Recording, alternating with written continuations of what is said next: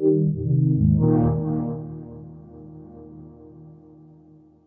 I'm E. McNeil, and we're here at GDC. I'm going to talk about DARKNET for you. And what is DARKNET? So DARKNET is a VR cyberpunk hacking game. It was built for VR right at the beginning of this sort of new wave of VR when the Oculus Rift was just starting development. And it's won a bunch of awards and it's sort of done really well. And now we're taking it to PlayStation VR, coming out on Tuesday, March 7th. And you've worked in VR since, it sounds like, the beginning baby steps. What's it been like seeing that platform evolve to the consumer market like PSVR? It was really exciting. We've had kind of like a bunch of these like big threshold moments where like finally it's coming out and finally it's like reaching, there's like the first Gear VR release, and then there was the Oculus Rift coming out, and then PlayStation VR, which is sort of, much more accessible. And now this is kind of like my moment in all of this where like DARKNET is finally hitting that big console audience for the first time. Can you talk about the tools and how those have evolved, and have they gotten easier, or are they still just as difficult to manage? Well, they started out actually quite easy. Like I was using Unity, and Oculus sort of provided stuff in the early days, and they've just gotten it better and better over time. So it's become, it started out like surprisingly indie-friendly, and now it's remarkably indie-friendly. But I actually, for the PlayStation version, I got help from a company called Archact Interactive, and they helped handle the port for PlayStation, since that was still a little bit beyond my pay grade as like a single solo indie developer. So talk about, you did work with Sony a little bit, so talk about what they provided in terms of tech and support to help make DARKNET a reality on the PSVR.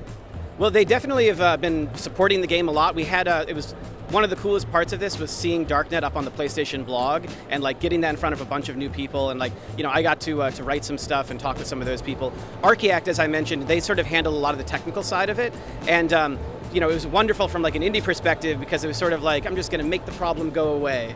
I didn't have to worry about all the tricky things, programming for console. But yeah, it's worked out. It's been surprisingly smooth and quick, and yeah, it's really rewarding to finally have it coming out the other side. You're basically a one-man team, so talk about some of the challenges when making, especially a VR game, when you're basically by yourself. Yeah, I'd say the hardest thing is keeping perspective on the game, because like there's moments when deep in development where like from hour to hour I would go from thinking this is the best game anyone has ever created to like this is trash, and like none of that was really realistic, but it's just tough to, you kind of end up in your own head, and the solution to that is of course to playtest and to launch your game, to get it in front of all the different platforms you can. And every time we have like a new wave of players, they start interacting with it, they learn the game, and they discover some of the secrets, a lot of which haven't actually been discovered yet, even up to now. Even though the game's been available for a while, the PlayStation audience is going to get a chance to try, kind of like delve in and find stuff that nobody else has yet. Now, did Sony contact you? Did you come to Sony? We came to Sony. Actually, it's sort of both ways. We're like, Sony has kind of built up a good reputation among indie developers over the last several years. And so, they were kind of present and available at shows like this. I got to talk with some of the people who were involved, like their developer relations people. And I knew from like a long time ago, I wanted to be on PlayStation VR. I got to try the early versions of it at conferences and see how good it was. And, actually getting to that point was a tougher thing for me, because like, as I mentioned, like I'm not the greatest programmer. I can put a game together, but dealing with consoles and things like that is not my expertise. But I'm just really glad to see that we've gotten to that point. Now, since VR is pretty platform, is it VR pretty platform agnostic? Like say you start development on the Vive or the Oculus, can you pretty much, once you've got the games basically nailed down, can you port it to basically anything fairly easily? Yes and no. From a strict like technical perspective, if you're using something like Unity, then you can deploy to these different platforms. But there's a lot of sort of little nooks and crannies you have to watch out for.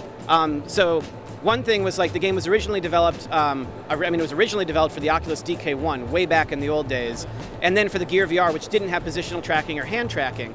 And so once we started developing these other versions, we had to bring that in. The PlayStation version actually includes all of those different controls, but then also some new graphics and tech to try to take advantage of the extra power that comes with the console.